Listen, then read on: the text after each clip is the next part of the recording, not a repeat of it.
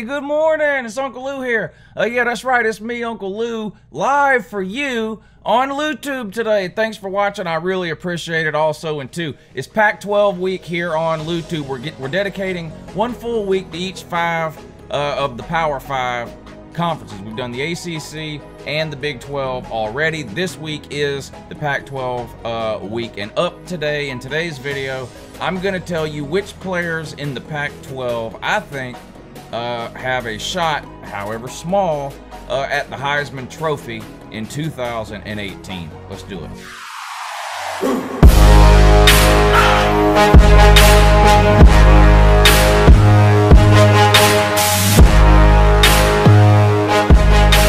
right, here we go.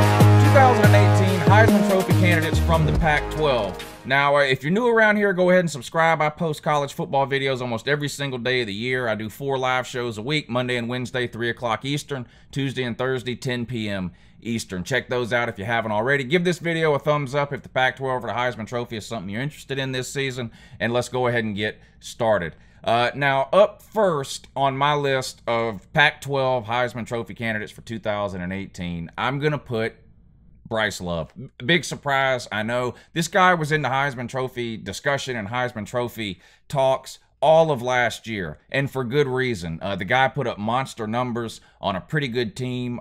Stanford, they fell short of winning the Pac-12, but they still had a pretty good season, and Bryce Love was a huge reason why. Let's look at his stats and see what he did. All right, this guy, Bryce Love, I mean, he absolutely lit it up last year in the Pac-12, running for over 2,100 yards, 2,118 yards, 8.1 yards per carry. The guy had 19 rushing touchdowns.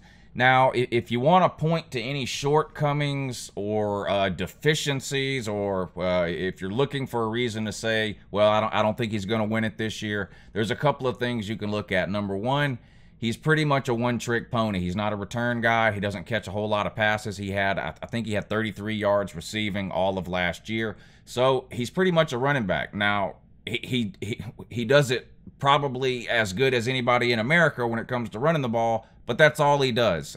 So he is a one-trick pony. You can't really rely on him for catching out of the backfield. He doesn't return. So he's nothing like Saquon Barkley, for example, like we saw last year at Penn State, who was sort of a do-it-all type of running back. Bryce Love is not that. He's purely a running back, but he is, like I said, one of the best. A second reason why he could stumble this year and come short of winning the Heisman Trophy, he's injury-prone. He was hobbled for a significant portion of last year. Now, he ended up not missing a whole lot of games or a whole lot of time, but he played injured for a good portion of the season. The leg, an ankle is what I think it was. I don't some sort of sprained ankle. Anyway, it was a lower leg injury. Hats off to him though for getting out there and trying. He was obviously in a lot of pain. If you watched any of the games last year where he played hurt, it was obvious that he wasn't at 100%. But you know, Bryce Love at 75% is still better than most running backs today in college football. But you have to start here if you're going to talk about Heisman Trophy candidates in the Pac-12, because like I said, the guy lit it up last year, over 2,000 yards. He was in the Heisman talks all year long. No reason why he shouldn't be in the Heisman conversation again this year. Stanford's going to have a pretty good team again this year under head coach David Shaw. They're going to contend for a Pac-12 title. We'll see if they're able to make it to that Pac-12 title game. The Pac-12 North going to be a little bit tough this year, but we'll see if they're able to make it there and what sort of impact that might have on Bryce Love's Heisman chances for 2018, but he definitely deserves to be on this list. All right, and number 2 on Uncle Lou's list of Pac-12 players to watch in 2018 in terms of potential Heisman Trophy candidates, you know who always gets a lot of attention for the Heisman Trophy? Exciting players, right? Lamar Jackson, one of the most exciting players in all of college football, recently won the Heisman Trophy. Another guy that sort of fits the Lamar Jackson mold in more ways than one, Arizona quarterback Khalil Tate. Now, the obvious problem Khalil Tate is going to have is sort of the Lamar Jackson problem, right? Now, Lamar Jackson overcame this, but Khalil Tate plays on an average to below average team. They were 6-6 last year, 500, finishing third in the Pac-12 South. Finished 6-7, losing a bowl game to Purdue, I believe it was. But Khalil Tate is without question one of the most exciting players in college football. He's a do-it-all quarterback. He can run and throw. He doesn't put up a ton of yards passing the ball, but he makes up for that with what he does on the ground. Let's take a look at what he did last year in 2017. Just under 1,600 yards passing, was it 1,591 yards passing, completing 62% of his passes, 14 touchdowns, 9 interceptions, a QB rating of 152. So not terrible, but like I mentioned, the yards are not where you would consider a yardage total to be for a quarterback that would be in contention for a Heisman Trophy. But like I said, this guy's a do-it-all quarterback. He runs around. He had almost as many yards rushing as he did passing. He had 1,411 yards rushing, averaging 9.2 yards a carry, and scored another 12 touchdowns on the ground. Now, Arizona brings in new head coach this year, Kevin Sumlin, over from Texas A&M. Of course, he had a lot of success with Johnny Manziel at Texas A&M, and I'm sure Kevin Sumlin's looking at Khalil Tate and looking to do sort of the same type of thing that he did with Johnny Manziel at Texas A&M. Now, can Kevin Sumlin get them out of sort of the middle of the pack there in the Pac-12 South? Maybe. Hard for a coach to come in and turn things around like that in 1 year, but he does have one of the most exciting players in college football to work with quarterback Khalil Tate, and that's very important in the type of system that Kevin Sumlin runs. So it wouldn't surprise me at all to see Arizona improve some this year from the 6-win mark up closer to the 8, maybe even the 9-win mark coming out of the Pac-12 South. I do not think they're good enough to win the Pac-12, and we'll see if they're able to avoid losses that will sort of take Khalil Tate out of the Heisman discussion. Whether it's fair or not is sort of an argument or a conversation for a different day, but I think we can all agree it's going to be almost impossible for a team hovering around the 500 mark to have a player win the Heisman Trophy, no matter how good, talented, or exciting that player happens to be. Whether it's fair or not, it tends to be these 9, 10, and up win teams who end up having players in discussions at the end of the season for the Heisman Trophy. But I still feel like Khalil Tate deserves to be on this list of 2018 Pac-12 players to keep an eye on in terms of the Heisman Trophy, and so he made the Uncle Lou list. All right, up next, and let me go ahead and say too that these are in no particular order. So I'm not necessarily saying I think Bryce Love should be higher or lower on the list than Khalil Tate. And what I'm about to talk about now, I'm not saying they should be higher or lower than Khalil Tate or Bryce Love. These are in no particular order. But I'm going to give you a twofer here for 3A and 3B, if you want to call it that, on the Uncle Lou list, 2018 Pac-12 players to keep an eye on in terms of the Heisman Trophy for this upcoming season.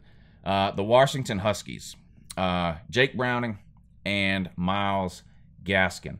These are two elite players in the Pac-12. These may be two of the best players in the Pac-12. What they've done over the last 2 or 3 seasons is nothing short of remarkable. These two players have elevated Washington from mediocrity up, of course, to the college football playoff a couple of years ago, and 1 game away from another Pac-12 title last year.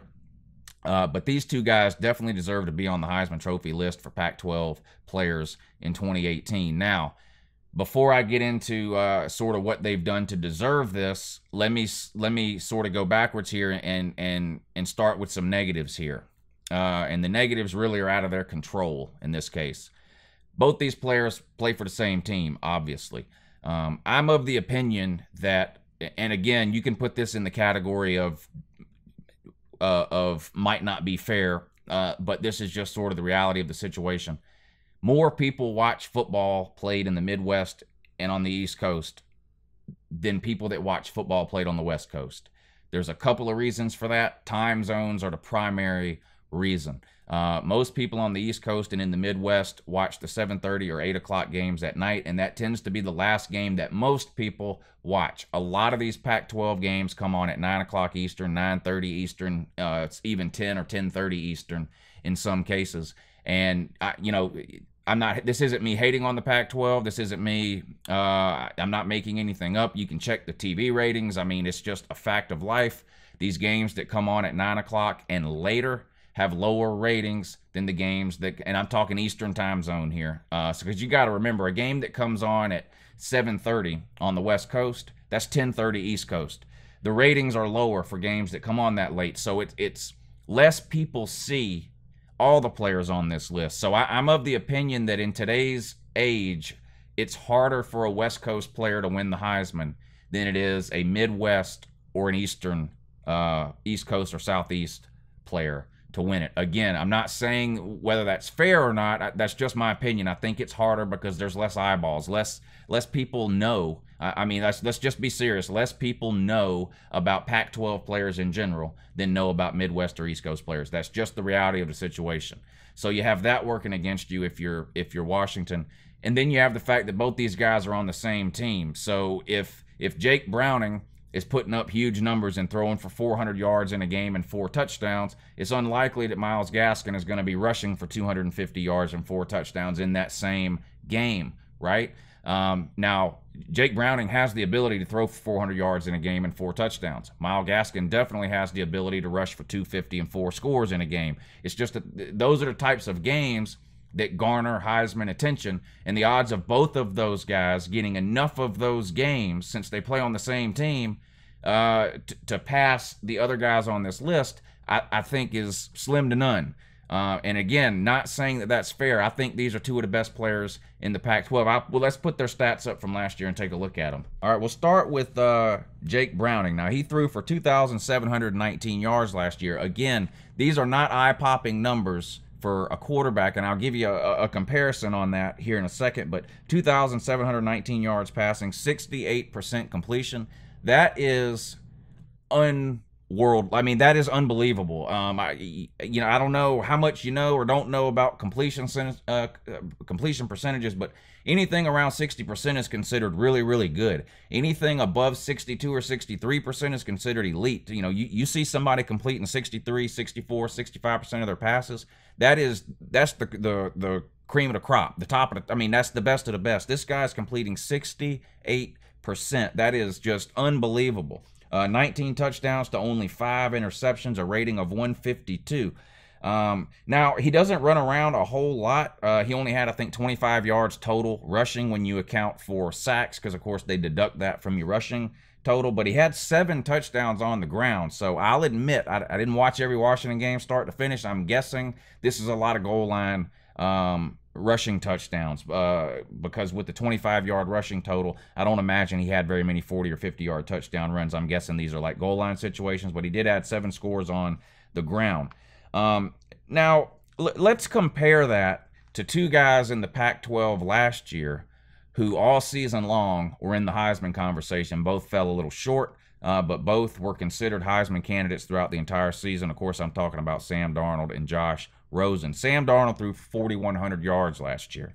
Again, Jake Browning, 2,719. Josh Rosen threw for 3,700 yards, and he missed some time with injury. Browning, 2,719. Now, he did have more yards the year before, 3,300. So he dropped about 600 off his total last year. Still an elite quarterback, but this is just, I'm only mentioning this, I'm only mentioning his stats in terms of his passing yards, 2719. I'm only comparing that to Darnold and Rosen to reinforce the point that I'm making, that I think it's going to be very hard for him or Gaskin, and we'll get to his stats in a second, either one, to get serious consideration late in the year for the Heisman Trophy, because I just can't imagine Jake Browning getting anywhere near the 4,000-yard passing mark, which in today's football, that's what it takes for a passing quarterback to be considered for a Heisman Trophy. Now, sure, you can be a run-around quarterback like Lamar Jackson, and you don't have to throw for 4,000 yards and you can win it, but we've established Jake Browning ain't Lamar Jackson. He's not going to run around. He's a pocket passer. He'll pick you apart back there, 68% completion percentage. But I find it hard to believe he's going to get enough yards passing to be a serious threat to the Heisman Trophy late in the season. And it's kind of a shame, because Washington most likely has the best team in the Pac-12. At least it looks that way heading into the season. Stanford, Southern Cal, maybe one or two other teams may have something to say about that during the season. But Washington is definitely, I would say, probably the preseason favorite to win the Pac-12. So they're definitely the best team. So like you talk about Khalil Tate and the fact that, you know, he's on a 500 team, so that limits his chances at the Heisman. Then you look at Washington, they're almost guaranteed to win 10, 11, 12 games, possibly more. But their quarterback is going to give up a lot of yardage to the running backs. So like I said, whether it's fair or not is not really the point. I just feel like because both these guys, Browning and Gaskin, are on the same team, it's going to be hard for either one of them to get serious consideration. But let's take a look at what Myles Gaskin has done over the last couple of years. All right, you look at his you look at his stats here, and it's really unbelievable. The guy's had 3 straight. He's rushed for 1,300 yards or more every single year he's been at Washington. Last year he had, what, 1,380.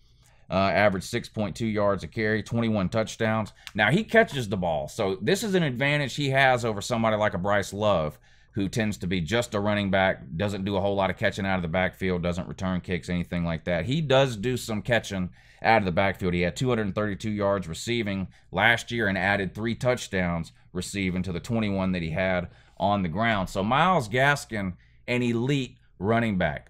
If you want to talk about just purely running the ball, obviously the edge, I think, goes to Bryce Love.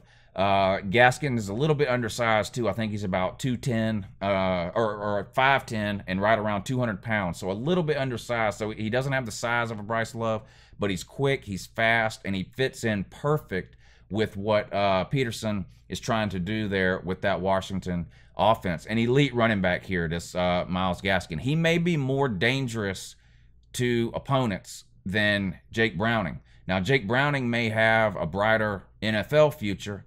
He's 6'2", so he's right around the line that NFL quarterbacks start looking for you to be in terms of height at the quarterback position. Yeah, they'd prefer you be 6'3", 6'4", even 6'5" or 6'6", but there are a handful of quarterbacks in the NFL in the 6'2" range. So I think he's got some serious NFL potential. I think Myles Gaskin may end up having the better year this year for Washington. But again, the same thing with Myles Gaskin. Myles Gaskin could easily put up another 1,300-yard season, 1,500-yard season even. But it's hard to imagine Myles Gaskin, again, getting into the Heisman conversation when you look at the fact that you know Jake Browning is going to be throwing the ball 25 or 30 times a game. Either he's going to have his games where he throws for 404 touchdowns. Highly unlikely Gaskin breaks out like that in those same games. And another problem for Myles Gaskin, he's going to be compared to Bryce Love. They're in the same conference. It's hard to imagine a running back going for, let's say Gaskin gets 200 more yards this year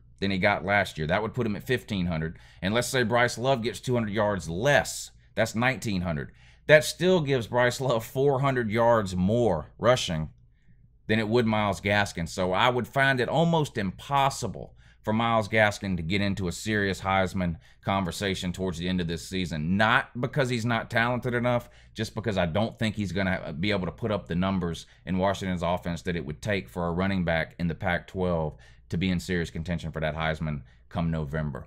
But anyway, these are definitely 4 players to keep an eye on this year in the Pac-12. If you like this video, please give it a thumbs up. There'll be, what's today? Tuesday? Is that right? Yeah, so 3 more Pac-12 videos coming this week, 1 Wednesday, 1 Thursday, and 1 Friday. Please check out the live shows if you hadn't already. Monday and Wednesday, 3 o'clock Eastern. Tuesday and Thursday, 10 p.m. Eastern. Check those out. Subscribe to the Uncle Lou channel if you're not already. Share this video if you have friends that are interested in the Pac-12, and I will see you on tomorrow's video. Have a great day.